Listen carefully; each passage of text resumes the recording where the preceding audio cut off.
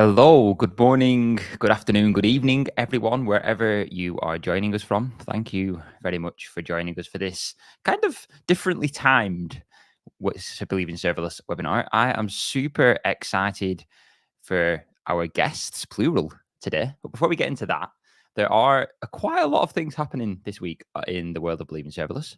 Later on today, we've got the incredible Jan Chui joining us to talk about production-ready WebSockets, which I'm sure will be awesome. I'm personally very excited for that one. And then Tycho Franklin later today is talking about how he built a game server on ECS, which is also kind of cool. If you don't know Tycho, he's really into Factorio, the game, and he's built a game server on ECS Fargate. And then this week, we've also got a lot of database sessions. We've got FaunaDB, DynamoDB, NeonDB. It's all about the databases. So check out the Discord, have a look at the upcoming events. There's a whole lot of things coming this week. But the important thing is today, because today we have not one, not two, not three, but four serverless heroes joining us to talk all things serverless. So thank you all very much for joining us. I'm super excited to have you all here. So we're going to do things a little bit differently this week. We're going to have a kind of like lightning talk-esque style webinar. And I think, Prashanth, you're going to kick us off and go first. So, yeah, over to you, Prashanth. I'm super excited to hear you talk. And yeah, thank you. Thank you, James, for the quick intro. I am Prashanth. I'm CTO and co-founder of Antstack, and also AWS Serverless Hero, as James probably already mentioned.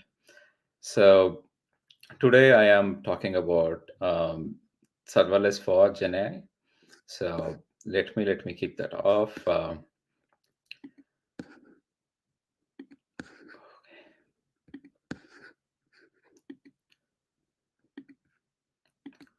So basically, GenAI and serverless are influence over API serverless, right? So generally, we have Bedrock, we have OpenAI, we have all these different platforms, but they never mention the word serverless. But what is actually happening is we are basically calling an API and getting the inference done, uh, and we pay through tokens, right? So in my books, that's pretty serverless, and also in the serverless space, I think other serverless heroes can vouch for this. We have been pushing this mindset of not having infrastructure and doing on the paper use basis with serverless and everything. But I think GenAI has done that push a lot better, and it has shown in real world, using these kind of serverless APIs is a lot more easy, and it can increase adoption really, really fast. So we have already seen live examples with OpenAI and Bedrock, and a lot of other platforms coming up slowly in this space. Uh, One, it is very easy to integrate because it's another HTTP API. So it's very easy for you to integrate with your existing set of applications and everything. Contrary to spinning up your own instance, doing the inferences and everything, and also scalability. It can scale just like, again, another feature of serverless, right? It can scale based on your needs without having to do anything, and cost effective, obviously. This is especially true in the beginning stages when you are doing POCs and you don't know what exactly the kind of compute or GPU and all that you need. So it can be very, very cost effective to do experimentation and everything.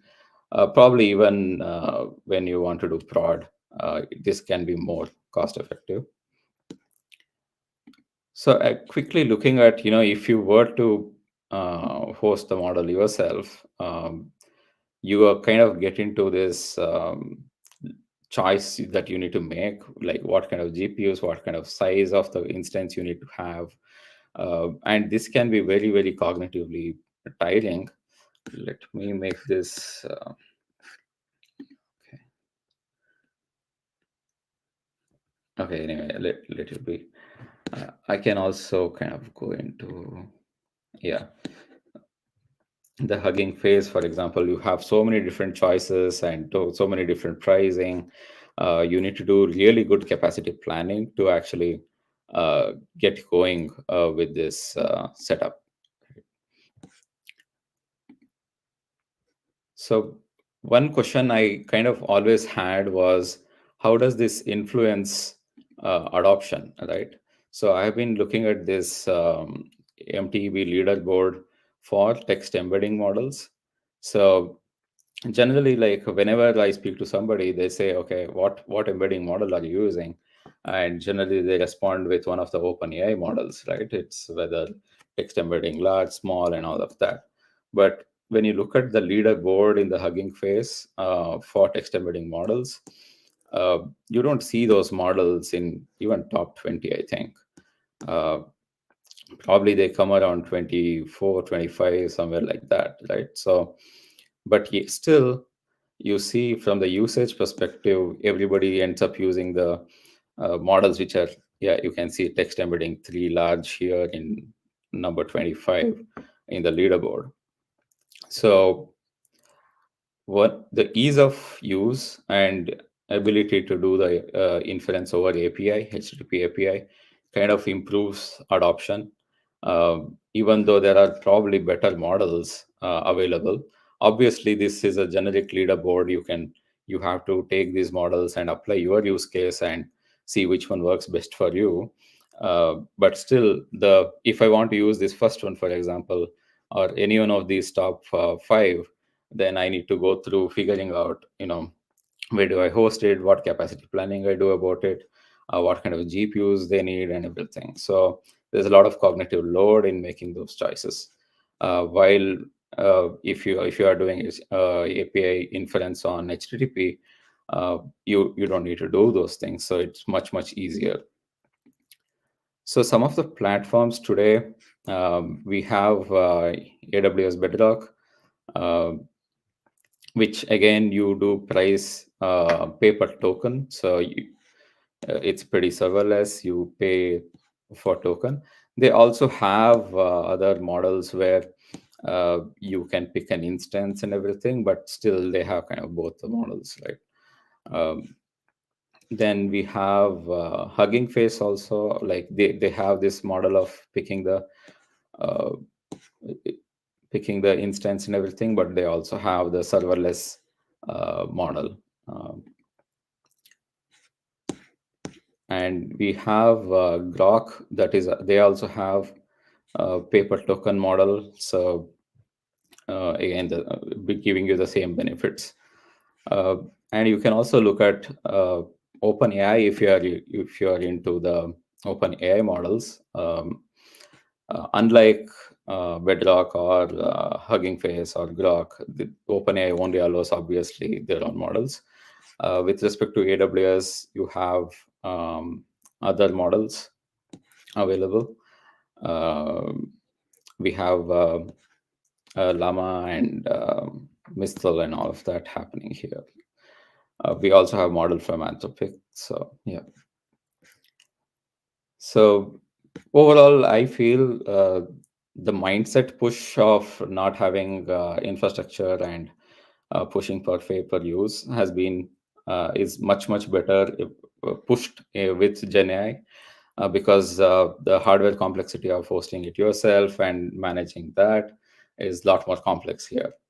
So with that, I conclude my talk.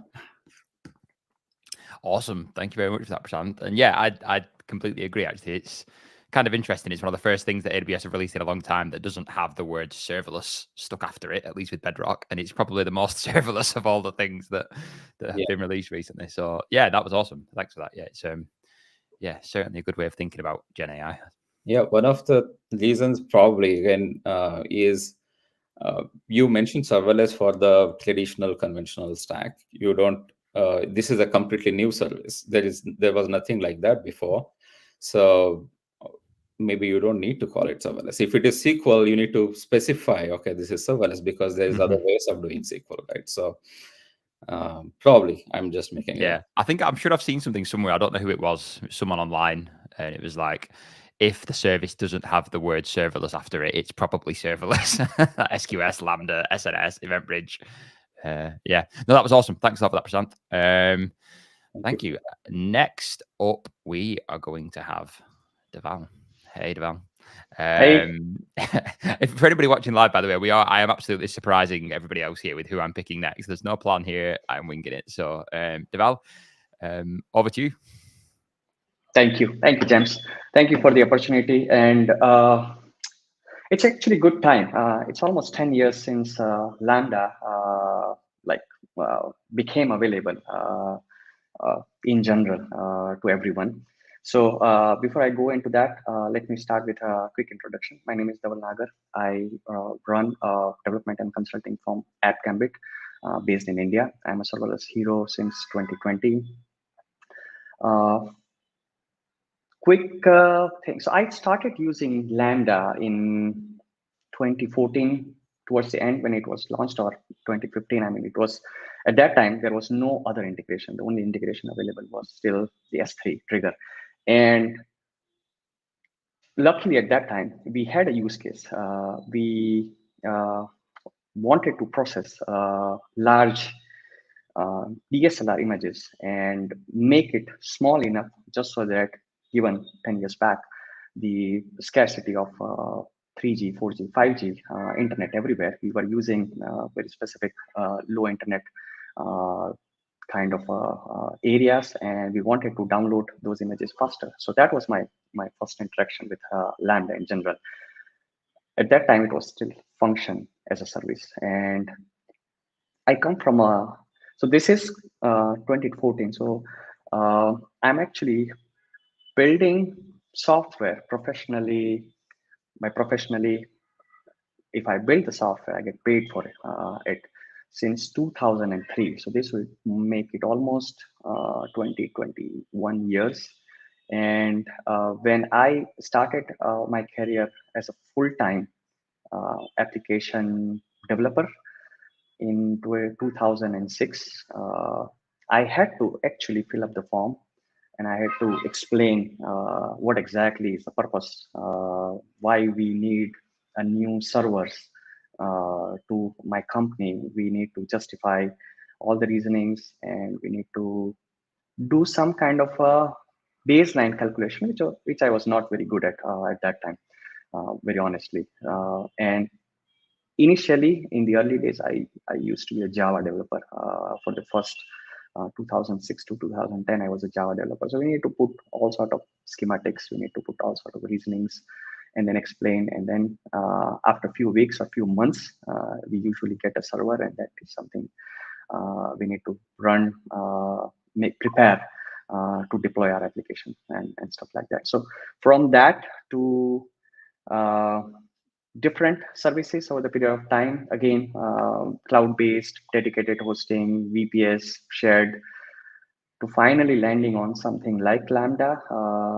I liked Parse as well a lot because it gives a similar kind of functionality that you start consuming the resources without worrying about what exactly is happening behind the scene.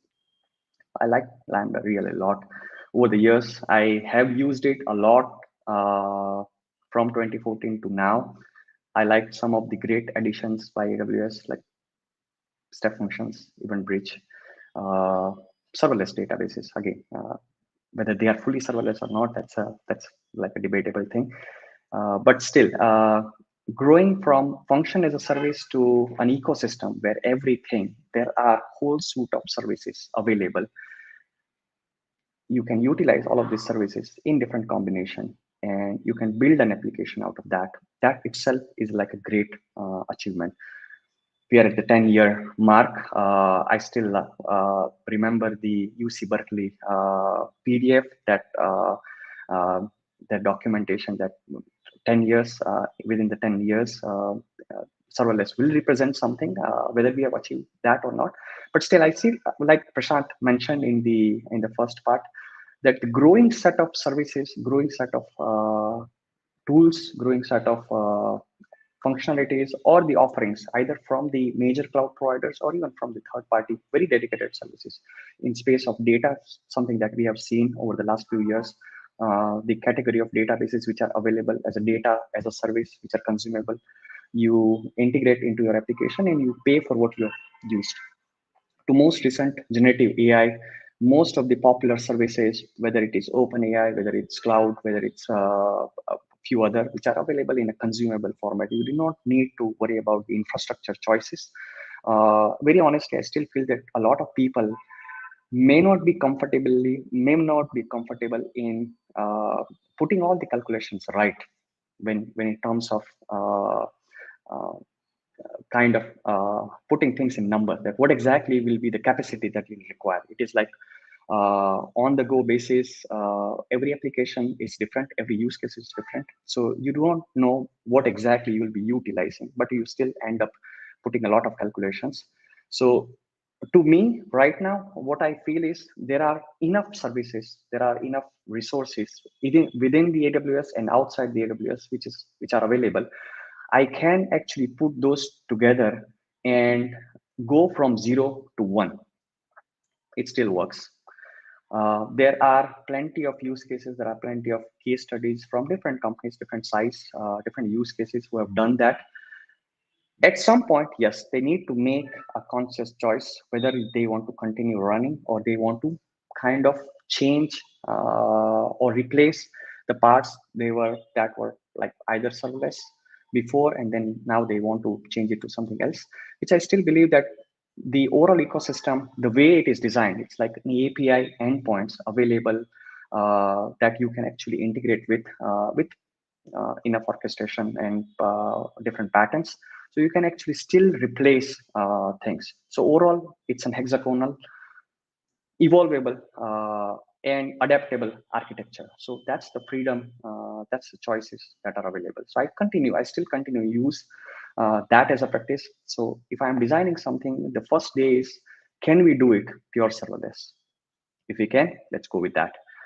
After a few days, few weeks, can we still continue doing what we have, or we need to change something? Like most recently, few instances are, can we start with a serverless, Aurora serverless as a database, but after a while we think that, okay, we need something more stable, we need something more concrete, because now we have seen all the past trends, we have seen what kind of capacity we need, and now is a good time to change that, replace that. So that's kind of an architecture, that's kind of practices that I've been following. And probably this first 10 years, it is now much more stable. People who are practicing this on a daily basis, it is very stable. It's very comfortable to them. And the way the newer services and offerings are available, it's still available in such a way that people can make a conscious choice that you want to use certain things which are available, or you want to mix and match, you want to create a hybrid infrastructure like Auth0, right? Everyone, no one, very rare or very limited number of people will design their own auth system. They will rather fall back to something which is in existence.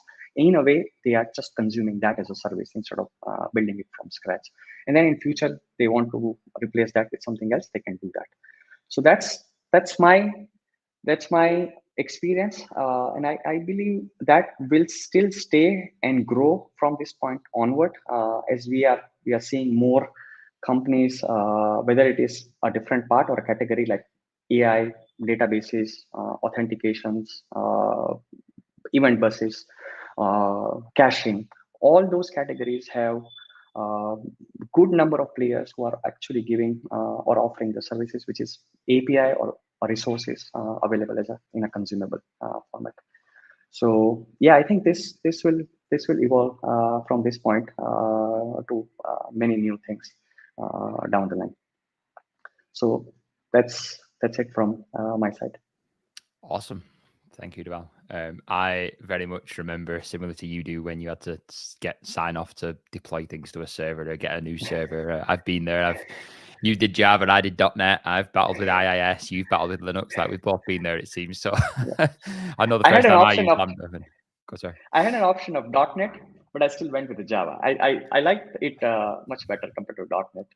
So Yeah. I mean, I think they're pretty much the same language. I think as far as they're very similar semantically and stuff. But yeah, that was awesome. Thanks for bringing your insight. I'm sure that was really valuable for everybody listening, Dhaval. So yeah, very much appreciate you taking the time out and coming to chat to us. So thank you thank you, James. very much. Thank you, everyone. Let's go next to there's a bit of a lottery now. Who's it going to be? Zach, let's go next to Zach. I'm going to bring you on stage now, Zach. Over to you. Thank you, James. And yeah, it was indeed a surprise reveal of who's next. So, hey everyone, good morning, good afternoon, good evening. I am Jones. I go by the name Zach Jones as well. I am a developer advocate and I talk a lot about serverless architectures, EDA, and yeah, I'm a serverless hero based out of India. Today, you heard a lot about GenAI APIs, even Dhaval Dhaval sharing his experience with Lambda functions. So I'll be talking about one niche topic in serverless, that is APIs. And when you traditionally talk about APIs, you always resonate with something like AWS API Gateway or AppSync, for instance, right? When you work with APIs, how does this work? You make an API request, the client makes an API request to the server or Lambda function. Lambda function does its magic and returns back a response. So until you get a response, the client is waiting.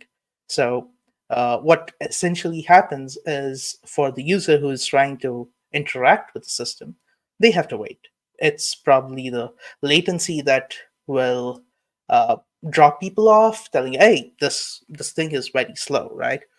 For anybody who is experienced with working with banking systems, especially, they take their own time to give you responses.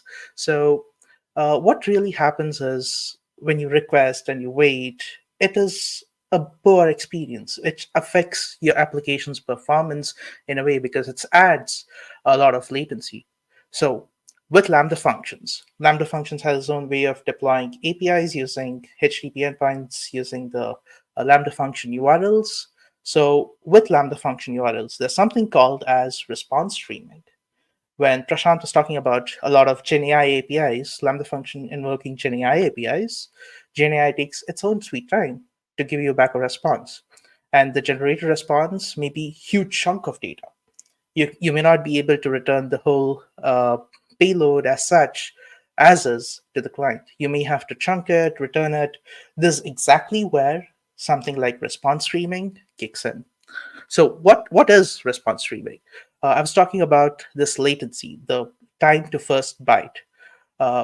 With a slower time to first byte, it's a lot of latency and it's a slower API response. So response streaming helps you address it by creating different chunks of data, and as and when the data is available, it writes into the stream, which the client can pick it up and also use a lot of things with respect to get the data, respond to it, react to it, especially when you're building web applications. So you build a web application, you make some API calls, the user who is trying to use the web application is still stuck. What's happening? I see a loader that's running along.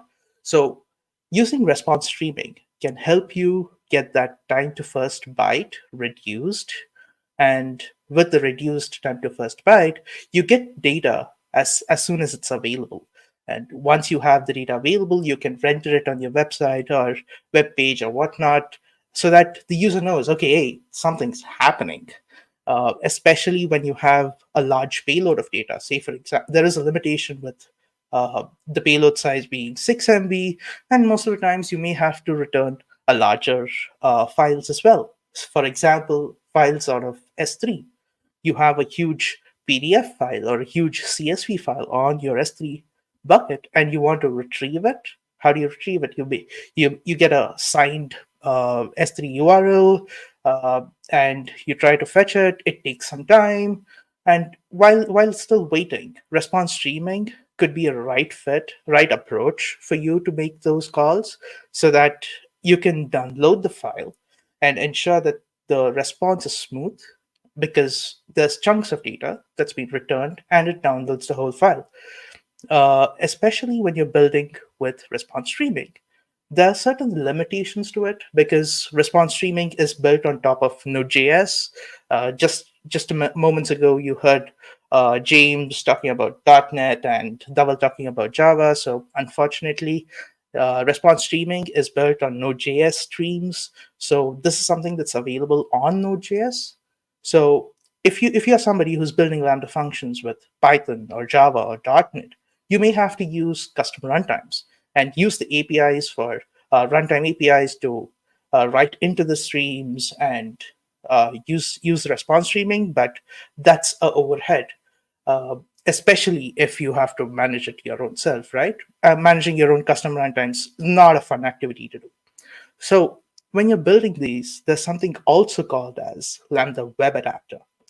Especially when you're building web applications, Lambda Web Adapter helps you to build a wrapper using Lambda functions, and also you can build your APIs using Express for Node or Flask on Python. When you're doing these things, this can leverage the feature of response streaming so that Web Adapter can internally write into streams and you make it as a response streaming, whereas you don't have to worry about creating the stream, writing into it, closing the stream.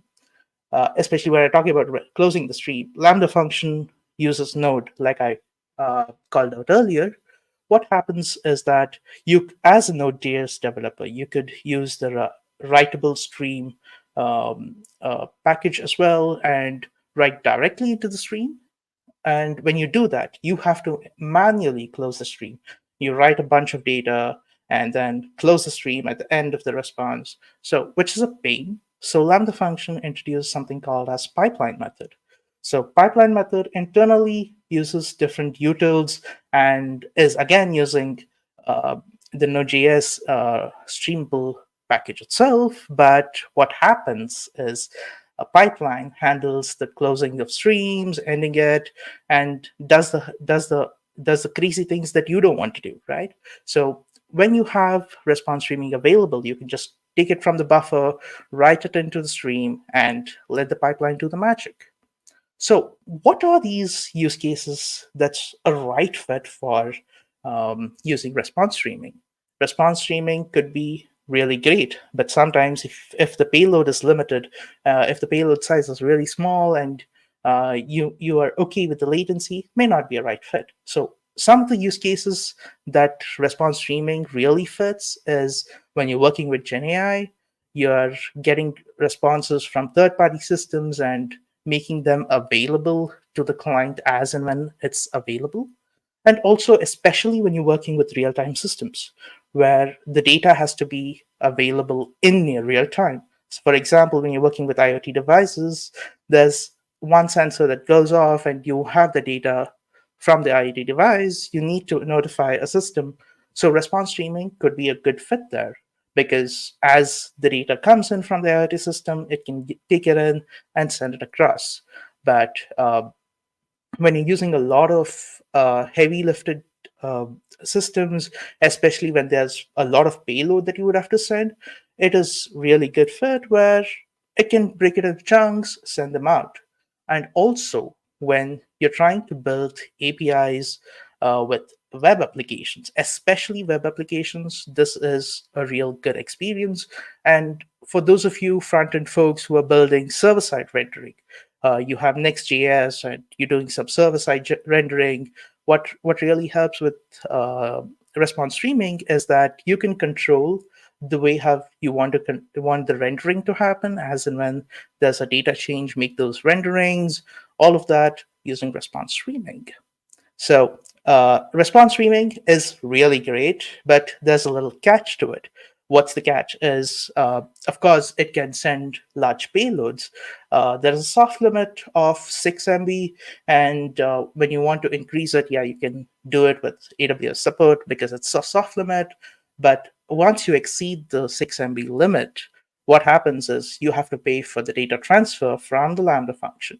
So if it's a huge payload, you would have to pay for the For the first 6 MB is free, and the later 6 MB, whatever the size is, you would have to pay for the data transfer.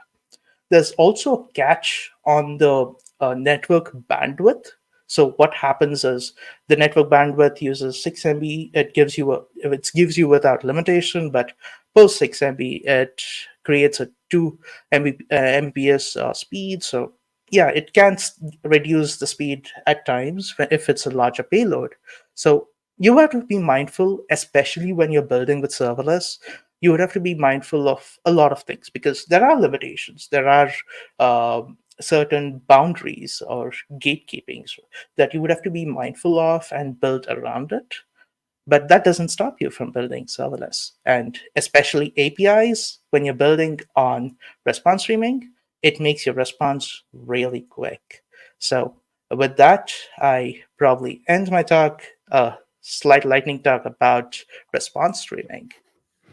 Awesome. Thank you very much for that. And as a .NET developer, it's a feature I've never really used. It sounds really cool. I've seen it used, like I say, in a lot of the use cases you talked about. Yeah, have you actually used it in production, Zach? The response streaming in? Not really in production, but played around with some hobby projects. Yeah, I was going to say how it kind of scales and how far you can push it in terms of the actual response that you can send back. But yeah, very cool. All the same. Perfect. Thank you, Zach. And last but not least at all is Srushith. I'm going to bring you up onto screen now. There you go. Over to you. Thank you, James. Hello, everyone. It is great to be a part of this stream, especially with the co-serverless heroes from India.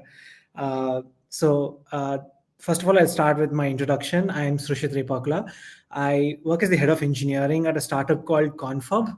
So I predominantly work in the serverless space, and I'm of course a serverless hero. So today's topic, I'll talk about serverless, Lambda-less serverless APIs. So we've seen Prashanth, Dhaval, and Jones talk about various use cases in Gen AI and how Lambda functions are the core of any serverless applications, right? So I thought I'll talk about, I'll move a little away from the core and talk about a few other things.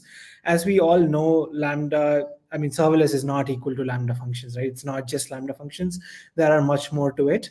And today I'll be talking about a few of the integrations and how they can help you build APIs in situations where you probably don't need a Lambda function at all in the first place.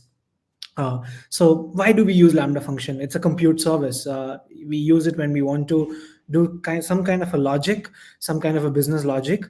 But there are situations and scenarios where we do not have any business logic per se, and we generally use the Lambda functions to transport data from one place to another, right? Like for example, you get a request from your client from the UI.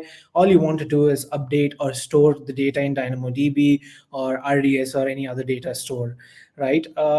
In a good number of situations where there's nothing complex or the only thing that we are looking at is just bookkeeping or storing the data in the application. In such scenarios is where direct integrations can help in your serverless applications. Now, the first question would be why?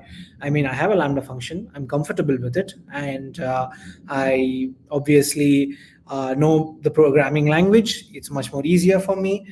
So why do I want to enter into any of these things, right? So the first thing is the first and foremost thing, when we come to serverless, one of the biggest advantages is the cost factor, right? Now, imagine a situation or a scenario where you don't even have a Lambda function, right? That's one service less.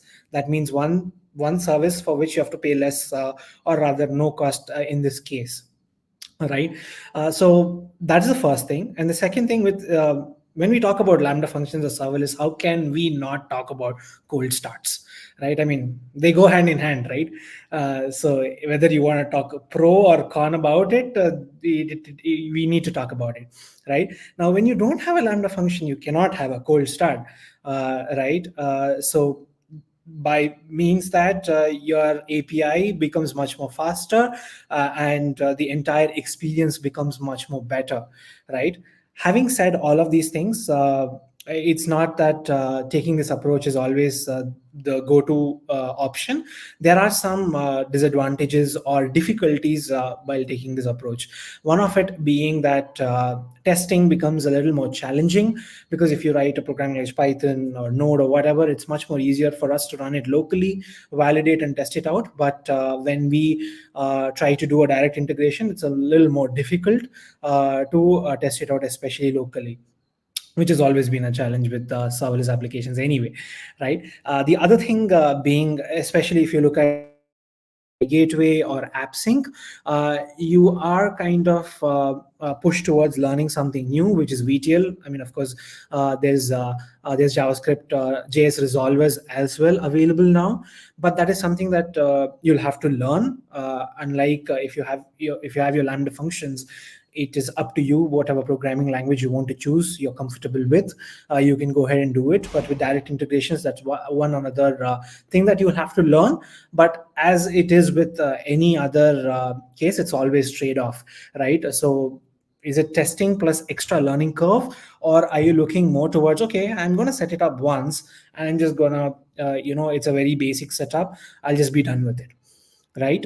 So it is a trade-off that you will have to take, and depending on that, it helps you with cost and performance, or it helps you with developer experience and the entire the entire software development experience as well, right? So I would like to talk about a few examples of these direct integrations and give you real life scenarios where it has helped us to a great extent. The first one is a very simple example, which whenever you look through direct integrations as an example, you would most likely stumble upon this, which is API gateway to DynamoDB, where using the direct integration, you will be able to receive requests from API gateway from your client and directly probably update it into DynamoDB. So in fact, we have used the same in one of our internal tools at our organization, which is a URL shortener. Again, URL shortener is a very common example. So all you have to do is you're getting a request. There are just simply 3 endpoints. One is to create a shortened URL, one is to get the actual longer URL, and the other one is probably to delete it, right? All is just simple CRUD operations on DynamoDB, and you can do it directly with connecting DynamoDB to API gateway without needing a Lambda function. Right. So the advantage, as I said, there's no Lambda function, so it's much more quicker, and there's no cost for the Lambda function that you have to pay. You only have to pay for API gateway and DynamoDB. A very simple example. The second one, much more realistic, a production application that we had built was a check-in app. So we had built a simple application which can help check in people for events. So Confab is into the events domain. So we built a simple application. The participant comes in with their ticket with a QR code. You simply scan the QR code and check and mark that person as checked in. A simple application. Right. So what we did here was we leveraged AppSync with the AppSync resolvers, talking directly to DynamoDB. We initially started with VTL, and I'll be honest, it was a bit challenging to have that learning curve of VTL. The resources per se is also limited, and generally developers are not so friendly to learn something like this, right? But we had it, and then we were all so happy when AWS launched the JS resolvers. We immediately switched over. It's much more natural to the developers now. That's because they are writing the integrations in a language that they are more comfortable in, and it's much more easier for someone new to get started as well. Not much of a learning curve. right? So what this helped was we had one event that we did, which had approximately 80,000 registrations and around 50,000 people turning into the event in a span of 1.5 hour. So that's a huge amount of requests that is going to come in. Now, as Jones also mentioned, there are gatekeeping and there are limits everywhere. So there are throttling limits at your Lambda functions as well. And now that is spread across your Lambda functions, across the account, across the region. So there are a bunch of things that you have to take care of. So what we did was we said, okay, let's chuck Lambda functions completely and use AppSync and directly talk to DynamoDB.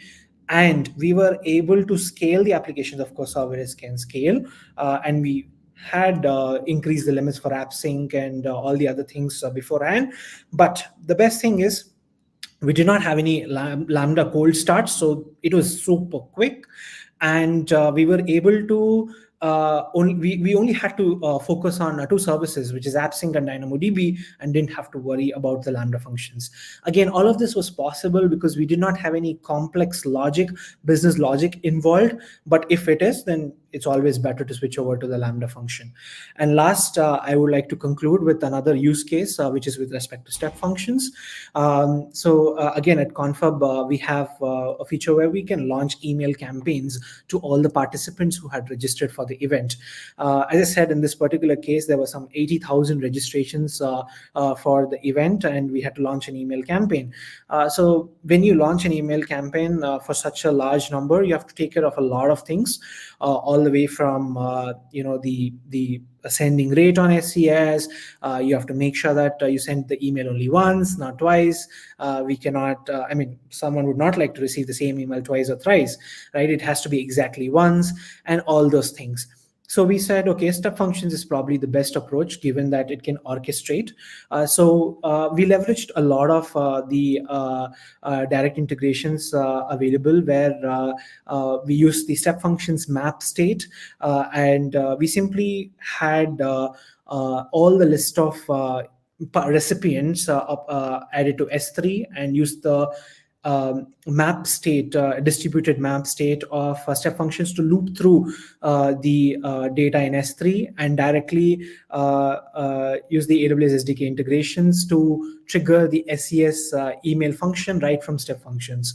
And it was so simple, yet it solved the use case for us. And again, you can bring in the Lambda functions if you have a situation where you have some business logic required, but otherwise look at direct integrations and see if that can help you, because it helps you both in terms of cost, performance, and one less service to worry about.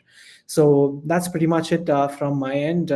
Thank you, James, and the community for joining the session today. Awesome. Thank you, Srushith. I, like you, am very much a fan of the kind of direct integration stuff. Like I gave a talk a couple of years ago now at a conference here in the UK about exactly that, like the Lambda-less service. So yeah, it's a really cool part, and especially with some of the direct integrations you can get. And when step functions launch the direct SDK integrations, like you can do so much stuff now just with step functions. It's very, very cool. Exactly. Awesome. Well, thank you all again for joining. I'm just going to bring you all back on screen for a second. Hopefully you've not all. I know it's very early for you, Prashanth, so thank you very much for joining us. Yeah, again, massive thanks to all of you for taking time out of your day. Like I said, I know it's very early in the morning for you, Prashanth, so yeah, very much appreciate you all for super insightful talks. I always say I love doing this kind of thing because I learn so much as well as all the people listening. So yeah, thank you all again for joining us. Any final words, anybody? Believe in serverless. I like it. Yeah, awesome. Well, thank you all again. And to everyone watching along, we'll be back. I personally will be back in a couple of hours talking to Jan Chui about production-ready WebSockets. So if you're interested in WebSockets, we'll be back in, let me just check when that is. I think it's 2 hours from now, maybe 3 hours. Let's just see. Today at 1 p.m. 4 hours. 4 hours. I was way off. In 4 hours, we'll be back talking about production-ready WebSockets with Jan Chui. So we will see you all then. Thanks all for watching. Thank you, everyone.